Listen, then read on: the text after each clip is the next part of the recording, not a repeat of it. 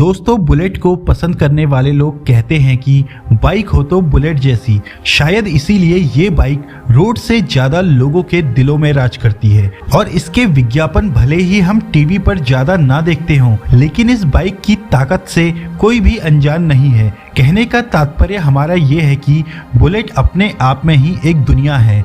Royal Enfield bullet के न सिर्फ भारत में ही बल्कि पूरी दुनिया में करोड़ों फैंस हैं और इस कंपनी की लोकप्रियता का अंदाजा इसी बात से लगाया जा सकता है कि रॉयल इनफील्ड के खरीदार इस ब्रांड के इतने लॉयल होते हैं कि इसकी नई बाइक के लिए वे कई महीनों तक इंतजार कर सकते हैं। रॉयल इनफील्ड को एक भारतीय कंपनी के रूप में जाना जाता है। दोस्तों, आपको जानकर हैरानी होगी कि रॉयल इनफील्ड की शुरुआत आज से 129 साल पहले इंग्लैंड में हुई थी और जानेंगे कि आगे चलकर रॉयल इनफील्ड भारतीय कंपनी कैसे बनी।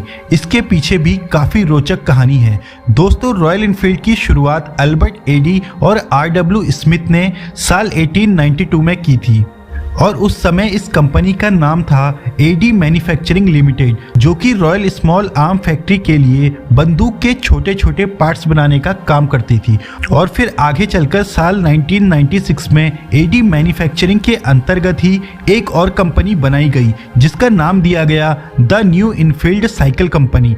ये कंपनी मुख्य रूप से साइकिल और उसके पार्ट्स बनाती थी। कुछ सालों के बाद कंपनी ने कुछ नई सोच के साथ आगे बढ़ने का मन बनाया और फिर साल 1899 में उन्होंने 4 पहियों वाली एक साइकिल बनाई और उसके ठीक 2 साल बाद साल 1901 में साइकिल पर ही इंजन जोड़कर इनफील्ड ने अपनी पहली मोटरसाइकिल लॉन्च कर दी, जिसमें उन्होंने मिनर्वा नाम की कंपनी का इंजन उपयोग में लिया। और फिर साल 1903 में इनफील्ड कंपनी ने कार बनाने में भी अपना हाथ आजमाया, लेकिन कंपनी को उस व्यवसाय से आगे जाकर घाटे का सामना करना पड़ा और इसीलिए उन्होंने साल 1907 में अपनी कार बनाने वाली कंपनी को ऑल डेज ओनर्स नाम की कंपनी को बेच डाला। लेकिन मोटरसाइकिल बनाने में अपना ध्यान केंद्रित करने के बाद इनफील्ड को सबसे बड़ी सफलता साल 1914 में मिली, जब प्रथम विश्व युद्ध के दौरान उन्हें ब्रिटिश वॉर विभाग को मोटरसाइकिल देने का बड़ा ऑर्डर मिला और फिर इंपीरियल रशियन सरकार ने भी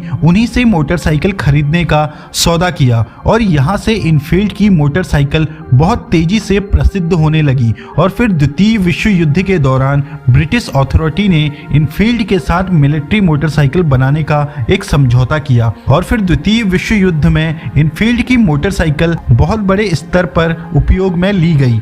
भारत में रॉयल इनफील्ड को साल 1949 में लाया गया था। हालांकि इसे लोगों ने साल 1954 से पसंद करना शुरू किया, जब भारतीय सरकार ने पुलिस और सेना के लिए इस मोटरसाइकिल को बनाने का समझौता किया और उस समय 350 सीसी मॉडल की 800 मोटरसाइकिल मंगाई गई थी। साल 1955 में इनफील्ड कंपनी ने मद्रास मोटर्स के साथ समझौता कर लिया और कुछ इस तरीके से रॉयल इनफील्ड इंडिया की शुरुआत हुई।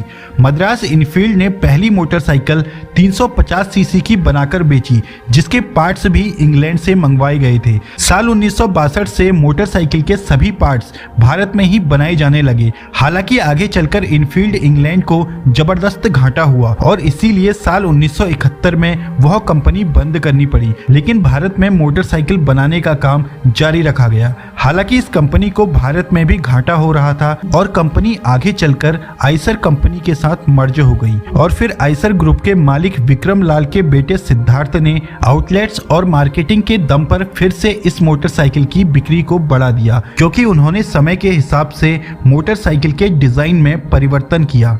इनफील्ड बाइकर्स के लिए अलग अलग राइड भी बनाती है, जिससे लोगों में भी इस मोटरसाइकिल को लेकर उत्सुकता बनी रहती है। और आज के समय में इनफील्ड मोटरसाइकिल केवल भारत में ही नहीं बल्कि अमेरिका, दक्षिण अफ्रीका, ऑस्ट्रेलिया, इंडोनेशिया जैसे 50 से ज्यादा देशों में काफी पसंद की जाती है। इनफील्ड की सफलता का अंदाजा आप इसी बात से लगा सकते हैं कि आज इनफील्ड हर साल अलग अलग मॉडल में लाखों मोटर्स बेचता है।